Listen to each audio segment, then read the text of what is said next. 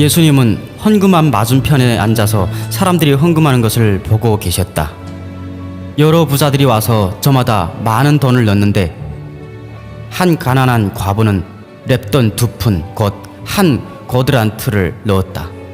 그러자 예수님은 제자들을 가까이 불러 말씀하셨다. 내가 분명히 말하지만 이 가난한 과부가 헌금함에 돈을 넣은 다른 모든 사람보다 더 많이 헌금하였다.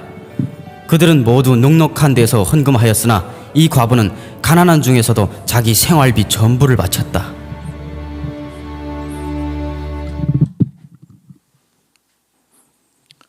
네, 여러분. 네, 돈줄 내주겠다는 말을 들어보셨나요? 네, 돈과 혼줄 내주겠다는 합성어인데요. 네, 이 말이 가장 잘 쓰인 예를 하나 들어드리도록 하겠습니다. 네, 최근 뉴스에 한 할머니와 살아가는 가난한 어린 형제들의 사연이 나왔습니다. 어느 날 이 형제들은 치킨이 너무 먹고 싶었다고 합니다. 네, 하지만 5,000원밖에 없었던 형제가 치킨을 사 먹을 수는 없었죠. 네, 가게 밖에서 어린 동생이 떼쓰는 모습을 본 치킨 가게 사장님은 아이들을 불러 치킨을 공짜로 내어주고 또 그 뒤로도 여러 차례 먹이고 또 동생은 이발도해서 보내고 했다고 합니다. 네, 치킨 가게 사장님이 너무 고마웠던 아이들은 네, 그 해당 치킨 가게 프랜차이즈 본사에 그 사연을 손편지로 적어서 보내게 되고요. 그렇게 이 소식은 SNS를 통해 퍼지고 결국 뉴스에까지 나왔습니다. 네, 바로 돈줄 내주겠다는 이 바로 소식을 들은 사람들이 한 반응이었습니다. 네, 열심히 치킨을 팔아줌으로써 사장님의 선행을 칭찬하고 네, 그리고 응원하겠다는 말을 돈줄 내주겠다라는 재미있는 표현을 쓴 겁니다. 네, 실제로 그 뒤 많은 분들이 오셔서 돈을 더 내고 가시거나 금일봉을 주시거나 아니면 배달 앱으로 멀리서 주문하시고 실제로는 주문을 물건을 받지 않는 식으로 응원하셨다고 합니다. 네, 심지어는 현재 주문 폭주로 인해서 일시적으로 문을 닫았다고 하네요. 참 따뜻한 소식이죠. 네, 그리고 이와 비슷한 소식이 한 가지 더 있는데요. 네, 지구 반대편 멕시코에서는 코로나로 인해 한국과 마찬가지로 모든 학교에 비대면 수업 지침이 내려졌다고 합니다. 네, 하지만 한국과는 달리 멕시코는 인터넷 보급률도 낮고 인터넷을 접속할 기기도 없는 경우가 많다고 합니다. 네, 그래서 많은 아이들이 유급을 할 상황에 놓였다고 하네요. 그런데 한 시골 학교의 선생님이 픽업 트럭을 빌려서 짐칸에 책상을 설치하고 한 명 한 명 아이들의 집을 방문해서 트럭 짐칸에서 가르치는 장면이 사진이 찍혀서 SNS에 퍼졌습니다. 네, 그리고 이 소식을 알게 된 멕시코 시민들이 자기 가게와 마당을 열어서 주변에 인터넷이 없는 아이들을 위해 와이파이를 공유하고 또 스마트 기기를 지원하는 일이 늘어났다고 합니다. 네, 이 세상은 점점 악해지고 살기 힘들어진다고 우리가 얘기를 합니다. 그러나 하나님께서 우리에게 주신 선한 마음이 아직 우리 안에 잘 작동하고 있고 또 한 명의 사랑이 얼마나 큰 영향을 끼치는지 보여주는 사례라고 할 수 있습니다. 네, 그런데 하지만 이 일이 과연 개인의 선행을 칭찬하면서 우리가 마냥 기뻐할 만한 일일까요? 사실 치킨집 사장님은 코로나로 인해 가게의 적자가 심해서 짬짬이 배달 알바까지 뛰고 있는 상황이었다고 합니다. 네, 그리고 멕시코 여교사분은 어떻죠? 네, 멕시코는 마약 조직과 정치인들은 돈을 많이 벌기로 유명하지만 일반 시민들과 말단 공무원인 교사의 형편 말 안 해도 뻔하지 않겠습니까? 배고픈 형제들은 사실 자기 형편도 어려운 치킨집 사장님이 돌보는 것이 아니라 우리 사회의 복지 시스템 그리고 국민으로 인해 돈을 버는 기업의 사회 환원 그리고 무엇보다 이웃사랑과 구제에 힘써야 할 교회가 돌보아야 하지만 그렇지 못했음을 이 사건을 통해서 드러내고 있습니다. 또한 비대면 수업을 받을 수 없는 멕시코 아이들. 당연히 아이들의 교육을 위해 나서야 하지만 부정부패로 무능한 멕시코 정부의 문제점을 드러내고 있는 소식이죠. 그런데 인간들이 하는 행동은 다 비슷한가 봅니다. 2000년 전 예수님 당시에도 이런 일이 있었네요. 네, 여기 한 과부가 있습니다. 네, 예수님 당시에 과부는 어떤 존재인가요? 질병과 전쟁의 위험을 수없이 겪어야 했던 고대 사회에서는 과부들이 많이 생겨날 수밖에 없는 구조였습니다. 또 당시 중동 사회에서 여자들의 위치는 여자분들께 죄송하지만 사람과 짐승의 중간 정도 위치에 있었습니다. 네, 그런 문화에서 남편을 잃은 과부가 돈을 벌 수 있는 방법은 거의 없었고 특별한 경우 외에는 기업을 물려받을 권리도 주어지지 않았습니다. 네, 결국 그 얘기는 따라서 과부들은 도움 없이 혼자 힘으로 생활을 꾸려가기란 이제 거의 불가능하다는 얘기죠. 그런 과부가 두렙돈을 성전 헌금함에 넣었습니다. 두렙돈. 헬라어로 작은이란 뜻의 레프토는 헬라 시대에 통용되던 가장 작은 단위의 구리동전입니다. 네, 지금 돈으로 한 1,000원 정도 가치밖에 안 된다고 하네요. 네, 지난주 말씀에 나왔지만 이스라엘 민족 남자들은 매해 반세겔의 성전세를 냈다고 합니다. 네, 우리 돈으로 20만 원, 30만 원 가량의 돈이죠. 여자들에겐 이 의무가 없었다고는 하지만 두렙돈은 헌금으로도 정말 작은 금액의 돈입니다. 그런데 문제는 그것이 그 과부의 전 재산이라는 것입니다. 그럼에도 과부는 두렙돈을 자신의 생존을 위해 쓰지 않고 성전 헌금함에 넣습니다. 그리고 그 모습을 본 예수님께서 내가 분명히 말하지만 이 가난한 과부가 다른 모든 사람보다 많이 헌금하였다라고 말씀하십니다. 네, 그래서 이 본문을 가지고 교회에선 마음을 들인 헌금의 중요성을 가르치면서 헌금 열심히 하라고 가르치죠. 네, 어린이들 찬양도 있어요. 네, 가난한 과부가 드린 두렙돈처럼 내 삶의 모든 것. 네.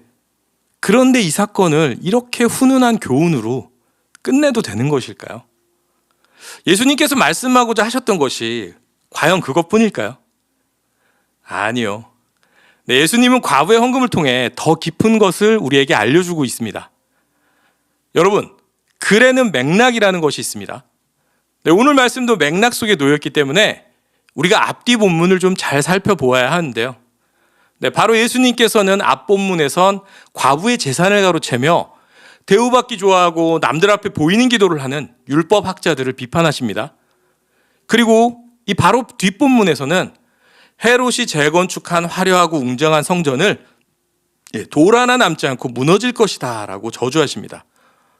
자, 이렇게 보니까 약간 오늘 말씀이 찝찝해지기 시작하죠. 네, 성경에는 고아와 과부란 표현이 자주 등장합니다. 당시 사회에선 고아와 과부 스스로 생존이 불가능한 약자를 대표하는 존재입니다. 네, 법과 제도에 보호가 필요한 이들이죠. 네, 말씀을 보면 제가 말씀 엄청 많이 띄웠죠. 네, 하나님은 고아와 과부의 보호자이심을 밝히시면서 이스라엘 공동체를 향하여 그들의 권리를 보호해주고 긍휼과 사랑을 베풀 것을 여러 곳에서 말씀합니다. 대충 찾은 게 이 정도입니다. 네. 그리고 실제로 율법에는 매 3년째 드리는 11조를 과부의 구제에 사용하도록 했고, 절기 때는 특별히 과부에게 관심을 가지고 함께 즐거워하게 했고, 또 추수 때에는 밭에 떨어진 이삭을 줍도록 배려했습니다. 네, 또 과부로 하여금 억울한 일을 당하거나 불이익을 받지 않도록 조치했고요. 환난 중에 있는 과부를 돌아보라고 하셨습니다. 자, 그런데 하나님께서 이렇게 많이 강조하신 이 공의의 시스템이 전혀 이루어지지 않고 있습니다. 단 두렙돈이 과부의 전 재산이라고 하네요. 그런데 율법학자로 대표되는 당시 종교 지도자들은 하나님께서 그토록 강조한 약자들을 보호하고 지키라는 율법은 자신들의 삶에서 지키지 않으면서 되려 약자들에게 헌금과 제사 율법에 철저히 지키기를 가르친 것입니다. 그리고 그들의 피, 그리고 땀 위에 세워진 화려한 성전. 네, 당시 유대인들이 예루살렘 성전의 건축 양식을 보지 못한 사람은 화려한 건축물을 못 본 셈이다 라고 말할 정도로 재건축된 성전은 아름다웠다고 합니다. 네, BC 19년 헤롯 대왕이 건축을 시작해서요, AD 64년 그의 손자 헤롯 아그리빠에 의해서 완성할 때까지 성전 건축은 무려 80년간 지속되었습니다. 각종 화려한 장식으로 돌린 외관은 누구도 따라올 수 없는 걸작이었다고 합니다. 네, 지금 예루살렘에 남아있는 기반성만 보아도 그 위용을 조금이나마 짐작할 수 있는데요. 성전터가 골짜기에서 60m나 올라와 있습니다. 네, 그렇듯 유대인의 자랑거리이자 유대인들의 종교 생활의 중심인 성전이 돌 하나 남지 않고 무너질 거라고 말씀하신 거죠. 왜? 이곳엔 하나님의 마음이 없으니까. 하나님의 공의가 이루어지지 않고 있으니까. 예수님은 오늘 본문을 통해서 이웃 사랑은 지키지 않으면서 하나님을 사랑한다고, 그리고 종교적 의를 자랑하는 서기관, 그리고 유대교 지도자들보다 과부의 신앙이 더 가치 있다고 말씀하시는 겁니다. 그리고 위선적인 율법의 준수를 외치는 유대교의 지도자들이 겉모양만 화려한 성전과 함께 심판을 받을 거라는 얘기를 하시는 겁니다. 자, 다시 현대로 돌아오겠습니다. 그런데 안타깝게도 이 사건이 오늘날 그대로 재현되고 있는 것 같습니다. 예수님께서 교회된 우리에게 새 계명을 주셨습니다. 서로 사랑하라. 내 이웃을 내 몸과 같이 사랑하라. 그러나 오늘날의 고아와 과부, 즉 법과 제도의 보호가 필요한 이들에게 그들에 대한 보호와 구제는 잘 이루어지지 않고 있습니다. 왜냐고요? 치킨을 사 먹을 돈이 없는 형제들, 생리대를 살 돈이 없어서 신발 깔창을 사용한 여학생, 비대면 수업이 길어지면서 점점 공부할 기회를 잃어가는 가난한 집 아이들, 서울 한복판에서 월세를 내지 못하고 일가족이 목숨을 끊는 일도 일어납니다. 이제 남은 여생을 좀 쉬어야 할 노인분들이 맡겨진 손주들을 위해서 종일 폐지를 주우러 다닙니다. 그리고 우리 사회에 보호가 필요한 이들이 고통받는 모습, 불의한 일들에는 우리는 침묵하고 외면하고 있습니다. 이렇듯 하나님의 공의를 이루는 것은 가르치지도 지키지도 않으면서 옛날 유대인이 한 것처럼 제사, 예배만 열심히 드리라고 가르칩니다. 헌금 생활, 감사헌금, 건축헌금, 절기헌금, 11조 잘하라고 계속 교육합니다. 그리고 성경 통독하세요. 매일 큐티 하세요. 주일 예배, 새벽 예배 나오세요. 수요 예배 나오세요. 금요철야 예배 나오세요. 예배 빠지면 안 됩니다. 전도 열심히 하세요. 그리고는 그렇게 성도들에게 종교적 열심을 가르쳐서 모인 헌금으로 의리의리한 교회 건물을 건축하고 최고의 영상 시스템을 갖추고 음향 시스템을 구매합니다. 일주일에 하루 쓰려고. 그래도 돈이 남네? 공기 좋고 물 좋은 곳에 수양관을 짓고 부동산 투자해서 시세 차익도 남기고 믿음의 아이들을 기른다면서 월 학비만 80만 원, 100만 원이 넘는 대안학교도 세우고 학교 재단도 사고 만들고, 모교회들은 드러난 헌금 유보액만 800억에서 1000억이라고 합니다. 드러난 금액만요. 그리고 목사님 아이들은 왜 그렇게 외국 유학을 많이 보내시는지. 그러면서 애둘 딸린 전도사들 월급은 한 달에 80만 원, 100만 원 지급합니다. 원주에서는 그렇게 살 수 있다 치더라도 그 돈으로 서울에서 생활이 가능합니까? 예수님이 명하신 것은 따르지 않으면서 종교적 의만 강조하고 가르치고 성도들의 돈으로 건물과 부동산에 치부하는 교회, 2000년 전 일을 그대로 반복하는 지금의 모습을 예수님께서는 우리에게 뭐라고 하실까요? 이미 말씀하셨네요. 돌 하나 남지 않고 무너지리라.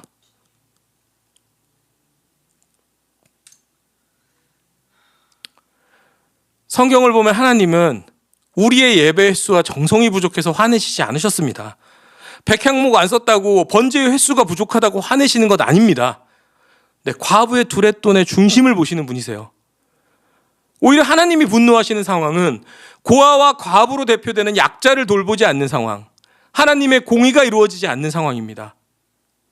하나님은 약자를 돌보시고 또한 우리가 적극적으로 함께 하시기를 원하고 계십니다. 그리고 그것에 대한 책임과 의무를 물으시겠다고 하시는 분입니다. 그렇기 때문에 우리는 약자를 돌아보고 도와야 합니다. 이러한 실천 없이 복음을 전한다? 전도를 한다? 예수님 믿으세요? 이거 종교적 위선입니다. 그리고 이런 의무를 가진 우리가 모인 교회는 세상에 버려진 약자를 돌보고 그들의 얘기를 들어주고 그들을 섬기는 곳이 되어야 합니다. 그것은 우리의 사명입니다. 악은요, 꼭 누군가에게 고통을 주고 나쁜 짓을 하고 괴롭히는 것만이 악이 아닙니다. 침묵하고 돌아보지 않고 나만 챙기고 우리만 챙기는 것, 성경을 보면 그것 역시 악이라고 말씀하십니다. 그동안 한국교회와 그리스도인들, 나와 우리 교회만 너무 집중했습니다. 그동안 그토록 우리가 비난했던 유대인들의 잘못과 카톨릭 교회의 잘못을 그대로 답습하고 있습니다. 코로나로 그동안 가려져 있던 교회의 민낯이 세상에 드러나고 있습니다. 서로 사랑하라는 주님의 말씀은 따르지 않고 종교적 의와 그리고 주님이 허물어 버리신 겉만 화려한 성전을 우리는 온 대한민국 땅에 세우고 있는 바로 그런 모습입니다. 이대로 간다면 우리는 돌 하나 남지 않고 다 무너질 것입니다. 네, 오늘 말씀을 통해 우리의 모습을 돌아보고 회개하고 돌이키는 시간 되시기를 소망합니다. 네, 그리고 성도의 본질인 생명에 대한 사랑과 돌봄을 실천하는 저와 여러분이 되시기를 예수님의 이름으로 축복합니다. 그리고 이 땅의 교회들을 위해 중보기도와 그리고 때로는 쓴소리 그리고 때로는 먼저 행동하는 모범을 보이시기를 부탁드립니다. 그렇게 주님의 교회들을 바로 세워가는 저와 여러분이 되시기를 우리 예수님의 이름으로 부탁드립니다. 네, 우리 함께 찬양하도록 하겠습니다.